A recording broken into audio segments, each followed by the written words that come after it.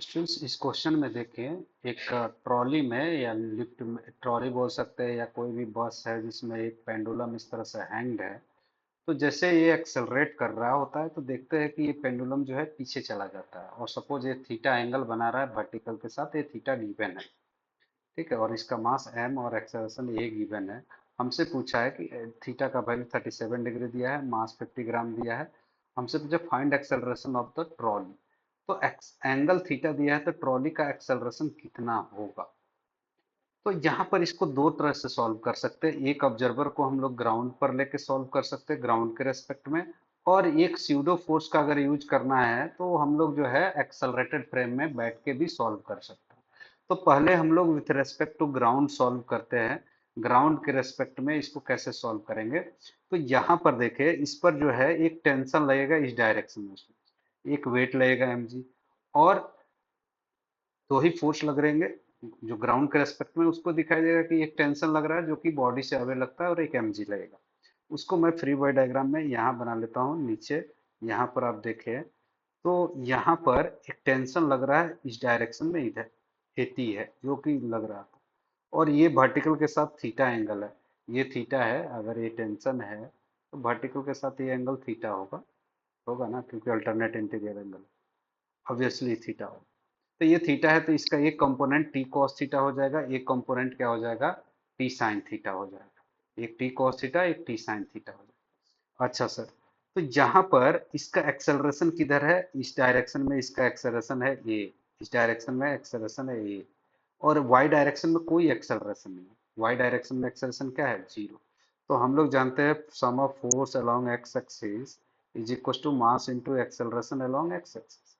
तो sum of force अगर कर रहे हैं हम लोग यहाँ पर, एफ का वैल्यू कितना हो जाएगा, टी साइन थीटा ही हो। हॉरिजॉन्टल डायरेक्शन में बस T sine theta is equal to mass into acceleration a हो जाएगा, इक्वेशन नंबर 1, है ना। और दूसरा एक इक्वेशन बन रहा है कि हम लोग जो है टी जो है किसको बैलेंस कर रहा है, एम जी को बन रहा बैलेंस कर रहा है। तो T cos theta is equal to what, M G. T cos theta किसके इक्वल है, एम जी के इक्वल। यहाँ पर अब दोनों को डिवाइड कर लेंगे तो हमको यहाँ पर एक्सेलरेशन में रिलेशन निकल जाएगा। यहाँ पर अगर हम लोग देखें तो एक्सेलरेशन से हम लोग रिलेशन निकाल सकते हैं। कैसे निकलेगा, तो डिवाइड कर दो, ये हो जाएगा tan theta. Tan theta is equal to a by g हो जाएगा। तो a is equal to g tan theta हो, a is equal to g tan theta. तो ये हो गया हमारा एक्सेलरेशन ग्राउंड के रेस्पेक्ट में। थीटा दिया है 37 डिग्री, जो कि वैल्यू होता है 3/5। टेन 37 का वैल्यू होता है 3 बाई, सॉरी, टेन 37 3/4, है ना। तो इस तरह से निकल जाएगा। यहाँ पर अगर हम लोग देखें तो इस केस में अब ये ग्राउंड के रेस्पेक्ट में नहीं करके स्यूडो फोर्स का यूज करते हैं। अब ये ऑब्जर्वर के लिए क्या है, इक्विलिब्रियम में, इसको इसको तो इसका एक्सेलरेशन नजर नहीं आएगा क्योंकि इसके रेस्पेक्ट में तो ये रेस्ट में है। बट ये यहाँ पर अगर कोई भी एक प्रॉब्लम अगर एक्सेलरेटेड फ्रेम में सॉल्व करते हैं तो हमको एक स्यूडो फोर्स लगाना पड़ता है। मैंने स्यूडो फोर्स में क्या बताया कि मास ऑफ द बॉडी, जिस बॉडी को ऑब्जर्व कर रहा है, into acceleration of the observer. तो एक्सेलरेशन ऑफ ऑब्जर्वर क्या है ग्राउंड के रेस्पेक्ट में, ये है। तो ये से मल्टीप्लाई करेंगे, अपोजिट डायरेक्शन में लगता है। जब भी स्यूडो फोर्स लगता है वो ग्राउंड के रेस्पेक्ट में जिधर भी एक्सेलरेशन हो उसके अपोजिट डायरेक्शन, मास इंटू एक्सेलरेशन इस डायरेक्शन में। और दूसरा एक mg डाउनवर्ड लग रहा। तो अब ये क्या है, इक्विलिब्रियम में एक्सेलरेशन इस ऑब्जर्वर के लिए क्या है, जीरो है। तो आप लिख सकते हो, यहाँ पर एक मिस्टेक है, ये टी कॉस थीटा होगा, ये हो जाएगा टी कॉस थीटा, ये होगा T sine theta, T sign.